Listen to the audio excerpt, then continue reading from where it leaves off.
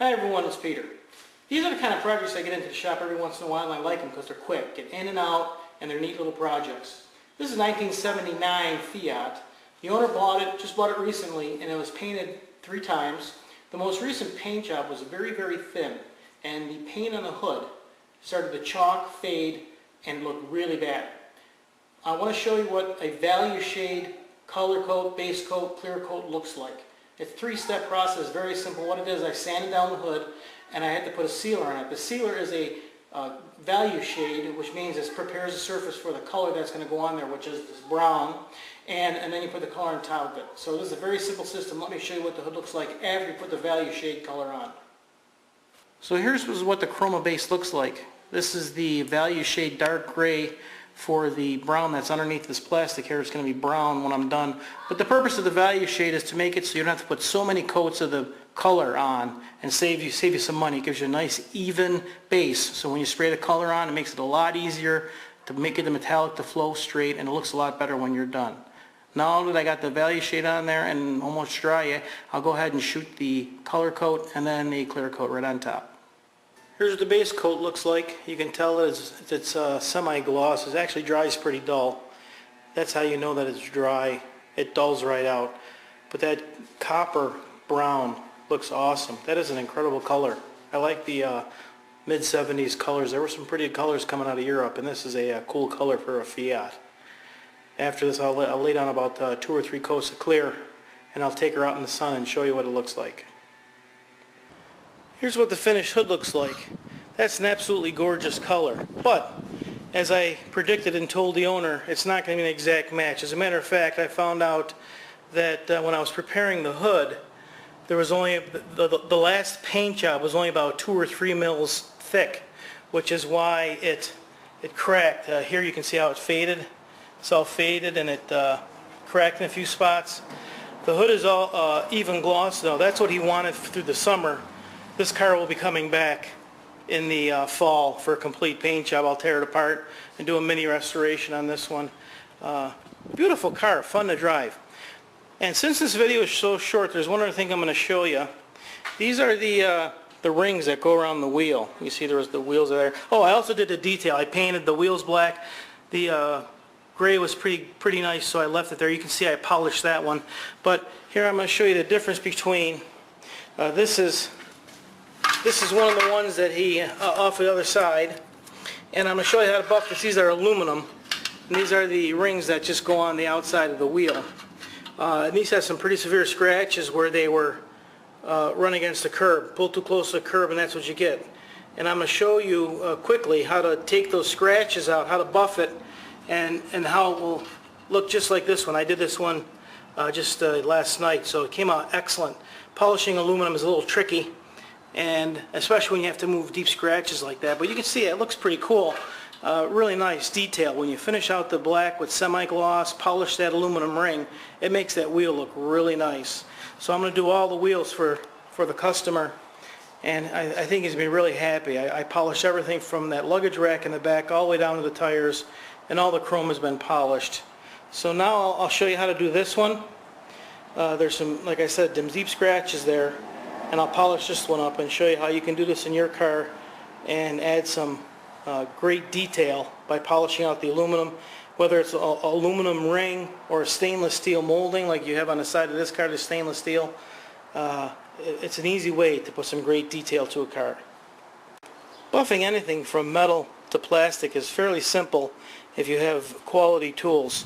I have an Eastwood motor. It's a dual spindle motor, and I got a rough wheel on one side and a polisher on the other side. And in order to get these scratches out, I'm going to use a very, very coarse wheel. This is called a sizzle wheel. It's basically rope, like a twine type rope on end, and you can see how aggressive this stone is versus a polishing wheel, which is more of a fabric type. Here's another type of a polishing wheel, which is a finishing wheel, and it's cloth and it's very, very fine. That puts the final gloss on it. But this is what you need to start out with. It's a sizzle wheel very hard, it's not hard, but it's hard on the surface. It's very stiff. It's like a stiff brush, and you have to use the right compound. The compound I'm using it's an emery compound meant for buffing real rough castings like iron or steel, but it works great on buffing out those scratches on that aluminum. And what you do is you buff a little bit, and then you hit the wheel with it a couple times, get some of the polishing on the polishing rouge on the wheel, and you got to have this. This is like a lubricant.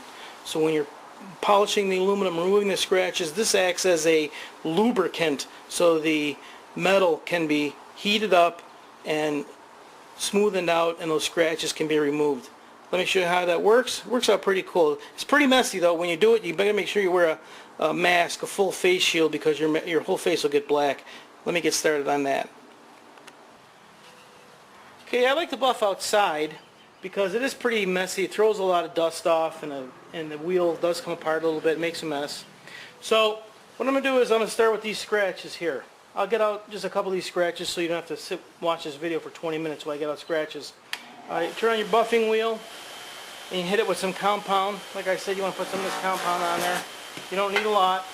And what I'm going to do is I'm going to come in here and I'm going to rub it on there. Let it build up some heat.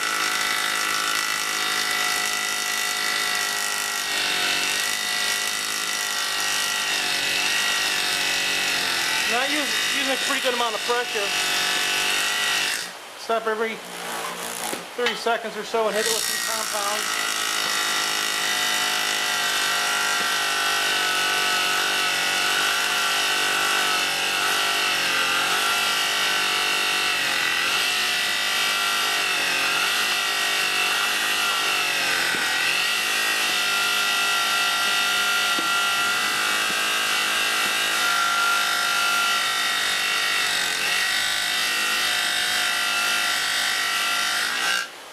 Just don't have to do it forever. You can see it's starting to come out. The scratches are starting to come out. These deep ones, I'm going to have to come in here and sand this with a grinder and a wheel, grit wheel. But that's basically what you do, like that. And after I sand this down, I'll come back and show you how that's finished up.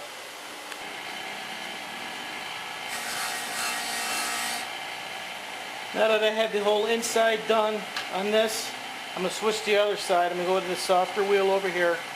Much softer. I'm going to be using a white aluminum compound on this. A lot softer. And it's basically the same technique. Just got to go a lot lighter because the scratches are a lot smaller than they were when I started with the other side of the wheel. So I'll just continue all the way around.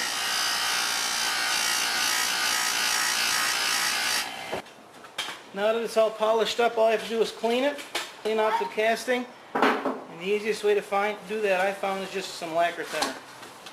Lacquer thinner dissolves it, cleans the pores out of the aluminum really quick. See, picks up all of the aluminum, all the polishing compound, cleans it out of the pores, cleans it up real good. Also cleans your hands up while you're doing it. You can see how much of the aluminum is polished off of it.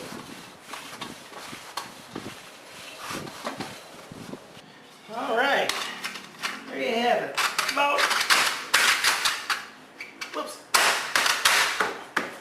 About 45 minutes to mask off and paint the rim, about an hour, a little over an hour, polishing the ring.